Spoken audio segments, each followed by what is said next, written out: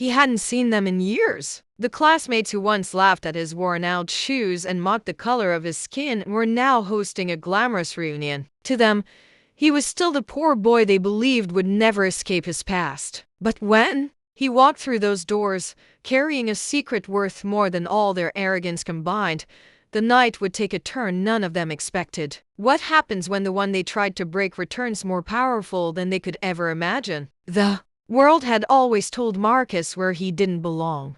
Growing up in a small town, he was the boy with second-hand clothes, the one teachers overlooked and classmates whispered about. His family lived in a cramped apartment above a noisy laundromat, where the hum of machines was a lullaby he never asked for. For Marcus, survival meant keeping his head down, working harder than anyone else, and pretending not to hear the cruel jokes that followed him through the hallways of school. But beneath the silence, there was a storm. Every insult, every smirk, every reminder that he was less than carved something deep inside him. He wasn't just poor, he was marked by his skin, by the way authority figures dismissed him, by the way opportunities seemed to skip over his family generation after generation. Still, Marcus found small escapes. He would spend hours at the public library, running his fingers over books about business, technology, and the people who built empires out of nothing. He dreamed not just of surviving, but of creating a life no one could laugh at. After high school, when others left for college parties and family-backed internships, Marcus stayed behind. He worked double shifts stocking shelves in the early mornings and cleaning offices at night. What his classmates didn't know was that every spare dollar went into something bigger. While others saw a janitor's son, Marcus saw himself as a student of life. He studied quietly, investing time in online courses, learning how money moved, how businesses were born, how ideas could shape futures. It was lonely work. Nights stretched long, and sleep often came in short, restless bursts. But Marcus carried a fire in him, an unshakable belief that the world had already taken enough from him and his family. His mother, worn from years of cleaning houses where she was rarely looked in the eye, was his reminder of why he couldn't give up. Every time she came home with tired hands and forced smiles, Marcus made himself a promise. One day, they would never bow to anyone again. Still, the shadows of his past never left. He couldn't walk through his old neighborhood without feeling the sting of memories, laughter that wasn't kind, doors that closed in his face, teachers who told him college wasn't for everyone when what they really meant was not for you yet. What no one saw was the strength he was building in silence. And then came the invitation. A glossy envelope slipped into his mailbox, announcing a grand reunion. The names of his old classmates were printed proudly, many of them boasting careers and lifestyles that had once seemed untouchable. For most, it was just a night to reconnect. For Marcus, it was a reminder, a return to the place where he was branded as nothing. He held the invitation for a long time, remembering the sting of those years. Something inside him stirred. They expected the same Marcus, the boy with no car, no future, no worth. But they didn't know what the years had turned him into. They didn't know the fortune he had quietly built, the success born from every insult they had thrown at him. The stage was set. A boy they tried to bury was coming back, not as their victim, but as a man whose very presence would shake the foundation of everything they thought they knew. What none of them realized was that this night, this reunion, wouldn't just be a gathering. It would be a reckoning.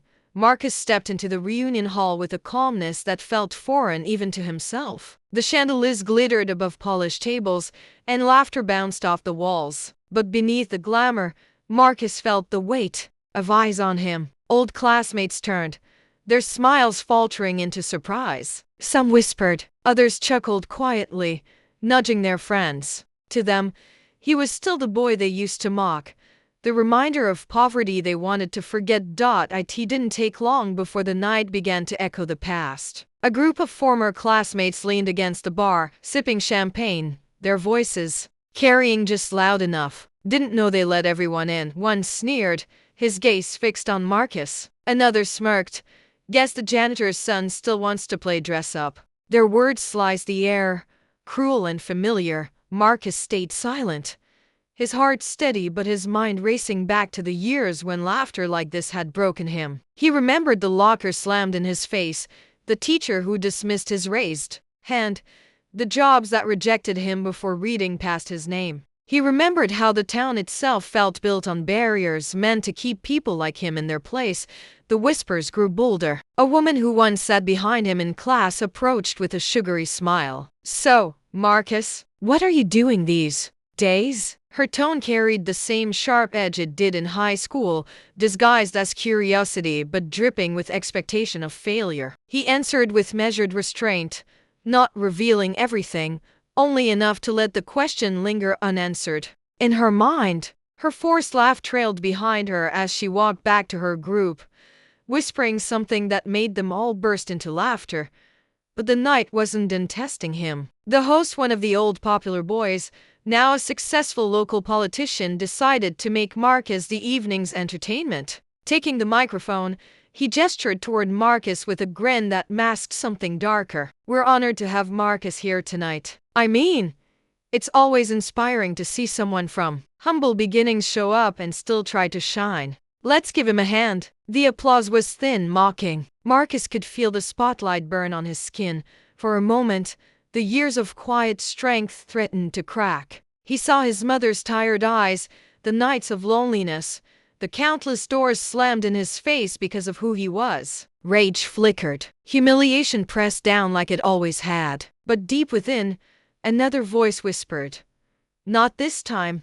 The room's energy shifted. A few classmates, genuinely curious about his presence, leaned in, wondering why Marcus hadn't snapped, why he carried himself differently. Something about his silence unnerved them. He wasn't the Marcus they remembered. He wasn't crumbling. And then, the ultimate slight came. The bartender, assuming Marcus didn't belong, asked him for an employee badge before serving him a drink. The room went still for a second, waiting to see how he would react. To them, Marcus wasn't a guest, he was still the boy meant to serve, not be served. Marcus took a slow breath. The sting was sharp, but it was also the final reminder of everything he had endured. Every prejudice, every doubt, every injustice, stitched into the fabric of his past. But what the room didn't know, what not even the smirking politician at the microphone understood, was that Marcus had been carrying a truth powerful enough to turn this entire reunion upside down.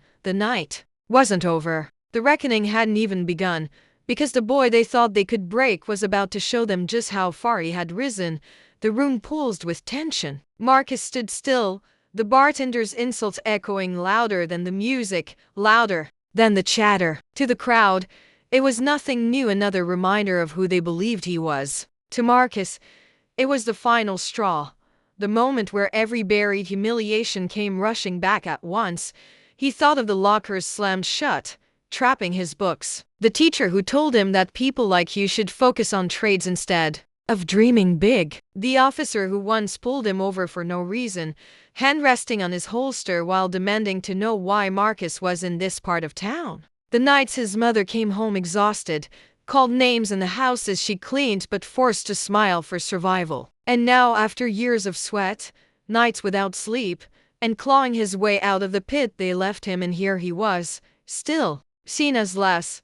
Marcus could feel his chest tighten, not from fear, but from the weight of truth pressing against him. He had spent his life proving them wrong in silence. Tonight, silence wasn't enough. Slowly, he walked toward the stage. Murmurs rippled through the room, confusion, mockery, disbelief. The politician who once ruled the hallways with his smirk still clutched a microphone, chuckling as Marcus approached. Well, looks like our guest of honor wants to say a few words." He extended the microphone with false generosity, expecting a stammer, maybe a clumsy excuse.